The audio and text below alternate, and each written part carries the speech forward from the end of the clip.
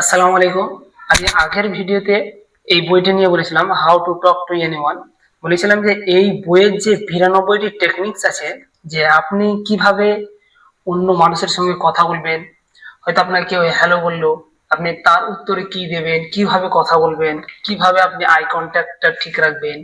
এবং হয়তো আপনি কোনো পার্টিতে গেছেন বা ফাংশনে গেছেন, সেখানে আপনি কি ড্রেস পরে যাবেন এবং কিভাবে অপরিচিত ব্যক্তিদের সঙ্গে আপনি মিশবেন।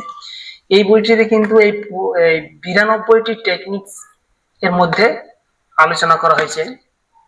তো আমি বলেছিলাম যে প্রত্যেকটা টেকনিক্স আমি আলোচনা করব।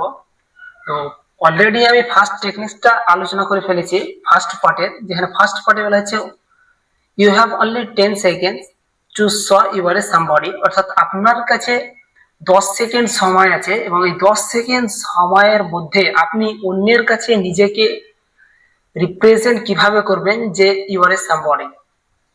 আমি কিন্তু ফার্স্ট চ্যাপ্টারটা আলোচনা করে ফেলেছি অলরেডি। আজকে আমি যেটা কথা বলবো যে সেকেন্ড চ্যাপ্টারের টেকনিকটা। আর একটা কথা বলে রাখি, দেখবেন যে এই বইয়ে কিন্তু একটা করে গল্প আছে, আর গল্পের পিছনে কিন্তু টেকনিক্সটা আছে লেখা। আমি আপনাদের সঙ্গে কিন্তু গল্পটা শেয়ার করছি না, আমি জাস্ট কি করছি, এই যে ওই টেকনিকটাকে আমি সাম আপ করে আপনাদের সঙ্গে বলার চেষ্টা করছি। তো আজকে যেটা বলবো যে টেকনিক নাম্বার 2, স্টিকি আইস। অর্থাৎ আঠালো আইস, আঠালো আঠালো চোখ। ব্যাপারটা কিন্তু এমন নয় যে কোনো আঠা আছে আপনার চোখে, এমন ব্যাপারটা হচ্ছে যে লেখিকা বলতে চাইছেন যে আপনার সঙ্গে যখন অন্যজনা কথা বলবে, তখন কিন্তু আপনাকে আই কন্ট্যাক্টটা ঠিক রাখতে হবে। ধরুন যে আপনার সঙ্গে কোনো এক ব্যক্তি কথা বলছেন আর আপনি এদিকে তাকাচ্ছেন, ওদিকে তাকাচ্ছেন, আপনার হাতে ফোনটা আছে, আপনি খাচ্ছেন, এটা কিন্তু খুব বাজে।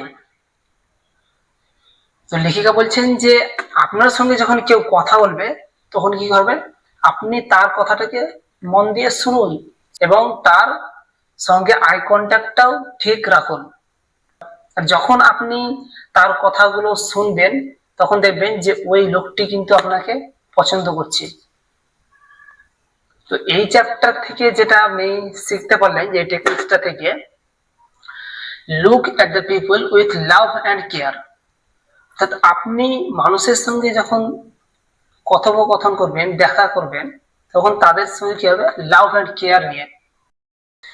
আই কন্ট্যাক্ট কিন্তু একটি মারাত্মক অস্ত্র, যা কিন্তু আপনি যদি আপনার রিয়েল লাইফে যদি আপনি এটাকে অ্যাপ্লাই করে দেখেন, তাহলে আপনি বুঝতে পারবেন যে আই কন্ট্যাক্ট কতটা মারাত্মক, কতটা শক্তিশালী হতে পারে। যে অপরিচিত মানুষের সঙ্গে আপনি মিশছেন, কথা বলছেন, তাদের সঙ্গে যে চোখে চোখ রেখে কথা বলছেন, এটা কিন্তু একটা বিশাল বড় একটা অস্ত্র বলতে পারেন, ওয়েপেন। তো অবশ্যই এটিকে কিন্তু ভালো কাজের জন্য লাগাবেন, খারাপ কাজের জন্য